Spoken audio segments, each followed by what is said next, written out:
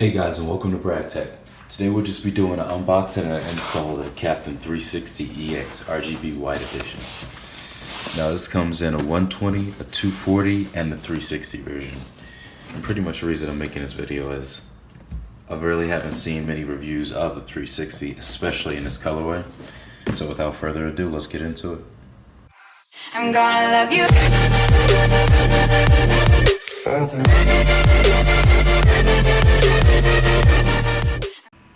Alright guys, so here we have the Captain 360EX RGB White Edition. It comes along with the 140, the 240, as well as the 360 model, which we have right here. So let's go ahead and crack it open. It has Aurora Sync compatibility. It also comes with a RGB light controller, which you can hook up to it, and obviously if it has Aurora, if your motherboard is capable of Aurora Sync, it also connects all into one. So here's a phone, get that out the way. So it comes with this massive 360mm radiator. It's copper base plate. We have the 3 fans, as well as some manuals we'll probably won't read. You know, so most people don't. It also comes with the bracket right here for AMD and Intel. I've never had a problem. I'm more of an Intel guy myself. Never had a problem connecting these to the motherboard. Black hoses, and right here this aluminum radiator is actually pretty decent, I have to say. It feels of a decent quality. It's aluminum, which is very good when it comes to, as a material to use for radiators. We use it in our cars. So let me see, it's, even though there's a copper craze right now, copper tends to hold on to heat a lot more. With aluminum, it is much better at releasing it, capturing it and releasing it, as opposed to copper, which holds on to it a little bit more, which actually their base plate is copper, which actually isn't too much of a bad thing, especially with that thermal paste on there. It helps it grab more heat. So here we have the top of it's actually a glass tube on the top of this. So here, let me go ahead and bring over my case. Alright, so here we have my case with my old Deepcool air cooler. That's the one we're replacing today. Also inside the box, you also the 3 fans. Let me say, black tabs on the edge.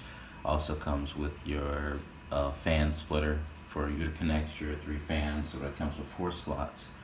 So you would add a little bit more, and your 2 LED strips, which automatically come with it. I would say for no extra charge, which is always a good thing. So if you don't have any LED strips, or if you just want to add more, they connect to the they connect to your motherboard. They connect to the whole Aurora Sync environment, kind of. So your motherboard, your RAM, obviously your new cooler. For me, I have the 1080 Ti, so it connects to the graphics card, no problem. And also, I can make it match the LEDs that come, and I run it on the CAM software for my NZXT case, which is never really a problem. I'm saying the thing that I really love about having a white case is whatever color you pick, I mean, like, it takes on, white just takes on whatever color you shine on it. So whether you feel like you're going to put green, red, blue, gold, whatever, it's just never really an issue with it. Right here on the front is a dust filter that you should probably take off if you want to put it up front. But since we're putting it up top, go ahead and put that back. And hold on. Okay, so right now, we went ahead and took off the old cooler. As you can see, there's a little bit of old thermal paste on there, which I'll take off with a Q-tip and some isopropyl alcohol. Even if your CPU does not have old thermal paste, it's always a good idea to clean it off with a lint-free rag or a Q-tip, just something that won't leave behind any residue, and some isopropyl alcohol, as it helps clean the surface from any oils that may be on your finger, just in case you've touched it. Maybe some dust, even if it just came in a package, and even if you only had it out for a minute, it's just always good to wipe it down. Never a problem. Alright, so now that it's clean, we can go ahead and proceed with the next step, which would be go ahead and stick this radiator up top. The 360 radiator, let's pull this plastic off. Like I said before, decent quality, just a little bit of the cardboard in here. So just make sure you double check your radiator, make sure it's cleaned out so you don't have any dust or debris flying into your computer once you turn it on. Here I'm about to go ahead and stick this in the top, but it actually appears to have a decent amount of fins per inch. As I said before, it's aluminum. A few of them actually will appear to be bent, but that won't really be an issue as long as too many aren't. And let's go ahead and stick this in here. Alright, so now the radiator's up top with the fans screwed in securely from the top of the case. So obviously these hoses are a decent size, pretty long. So for most people, especially if you have a smaller case, you might have to, pick a configuration where you could either get these out of the way if you have, LEDs and you don't want them to block anything, or if you don't really care, just twist them around somewhere until you find a spot that, fits right. You have the white on the outside with the copper base plate. Go ahead and take obviously take the wires off the, let's say the cords off the wires off the cords, either or. It comes with a pre-applied thermal paste up top. As you can see, pretty decent amount of space and amount of length on the wires. You get one 3-pin, one 4-pin. Let's go ahead and stick it on here. And just gotta pick a configuration pretty much that kind of gets the wires out the way without too much of an issue. As you see here, I'm sure it took me a few tries to get this exactly right. Okay, so now that I actually know where I want to put it, here's the bracket. I'm saying it's the same Deepcool bracket that comes with all of the other Deepcool products. But now that I have an idea of how I want to configure it, I'm just gonna go ahead and compare the brackets just to show you guys that the same ones. But now that I know exactly where I want to put it, let's go ahead and start putting the screws in. All the screws come in the bag. They also come with their little brackets, which aren't normal. They're just straight silver They're just straight silver bars that come with this one. So you pretty much just have an idea of which one for Intel. Actually, for Intel or AMD, what you want to use are the longer ones. So you have the two that come in there. You have the long screws that go through the bracket and the braces as well. And you go ahead and put these into your bracket, and on the back of this bracket actually comes with all of them. It shows you exactly where you need to put it. So for the Intel 11.5X, if you have any Intel chip, excuse me, that's where you slide it in at, right here. It's gonna say it on the bottom right for me, so that's where I put it in the bottom of each one. On the far side, find the way it fits, and pretty much do that with all the rest of them. Alright, so now we have all 4 screws in. Now we just have to install the standoffs that come with them, and all you have to do pretty much, they come with their a black side and a metallic side. The black side is the face of the motherboard. Obviously, there's a little bit of padding so that doesn't scratch or damage anything on the motherboard. So I just hold the back and put all 4 on. It shouldn't really be too much of an issue.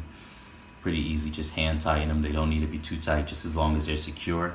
You never want to over tighten it, especially with something being on your motherboard.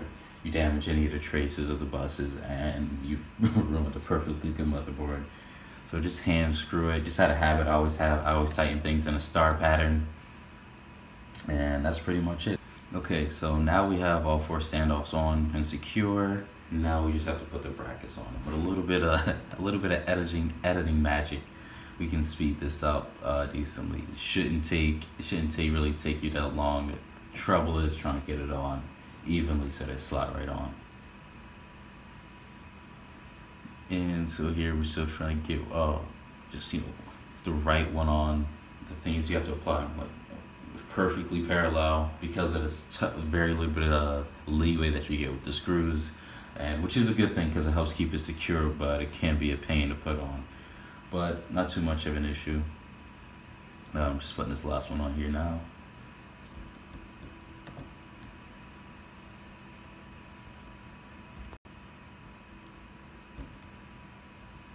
Okay, so now that we have all 4, the 2 brackets on, all 4 screws are sticking through, and there's the top to each screw you just screw on by hand, and it also has a spot for you to tighten it up with a screwdriver. But the same thing, I tighten them up in a star pattern. All 4, not that much of an issue. I mean, it's really easy. After that, pretty much all you have to do is tighten that last one on there, and you're good to go for the CPU, as well as go ahead to screw the CPU in there and just double check to make sure that everything is secure and that you won't have any wobble back and forth. And if you happen to be putting on a larger CPU, let's just say you're putting on something else, it's always good to double check everything, make sure everything is secure. Like here, I'm double checking the radiator, make sure all the screws are tight, and just that everything is where it's supposed to be. Alright, so here we have the CPU block, obviously the copper CPU block with the pre-applied thermal paste. You can actually just adjust the screws on either side, in or out. For Intel, obviously Intel's being a small chip, just gonna, adjust those, move those to the inside a little bit. For AMD, it's probably gonna be obviously on the outside, and just go ahead and tighten them by hand just to get them in the right spots. And after you do that, just take a screwdriver, tighten the screws up so that it fits securely.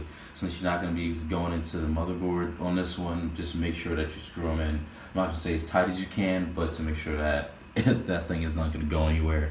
And also just ensure that you have the proper fit, that it has a tight hold, and that thermal paste has a good contact. Okay, so now that all the wires are, almost everything is connected. Obviously we have the radiator connected, we have the pump connected, we have the hose, and in a decent spot. It's not really blocking too much. All that's left now is to connect, for you guys to connect 2 wires. I already connected the 3-pin. And on this, the 3-pin plugs right into where you would plug the CPU fan. It should be labeled on your motherboard. Each motherboard is a little bit different on exactly where, but it allows you space. The wires allow you a little bit of space to be able to reach any motherboard. The 3-pin plugs right in, which the 3-pin plugs right in, which is close, and the 4-pin plugs right into your RGB header, which you could have one already connected to your motherboard, especially if you have the Asus Aurora Sync. The little arrow on the wire is always going to be going to the 12-volt side of your RGB header on the motherboard. Is usually white, with 4 pins sprouting out. The LEDs are decent size. You get a decent amount of LEDs per strip, and obviously it comes with the 2 strips in here. So obviously from here on out is completely up to you where you would like to put these strips. Turn it on. And here we have the test. Obviously before I close anything up, I want to make sure that it all works. And of course I decided to change my mind and put the radiator up front at the last minute. So here's the final product.